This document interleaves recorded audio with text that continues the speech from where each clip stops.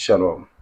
Kuna mazingira umepitia, umefedheheshwa, umeaibishwa, unatembea na aibu, watu wanakuzodoa, watu wamekuzalau.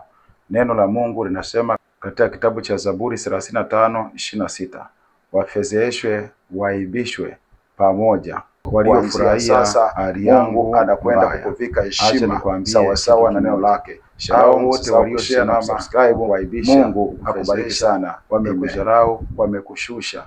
Ninakwambia jambo moja, Mungu anakwenda kuaibisha wao. Aibu yote anakwenda kuwageuzia. Kuna wengine wamekuvika aibu kwa namna ya kichawi, kwa namna ya kiganga, kwa namna ya kishirikina.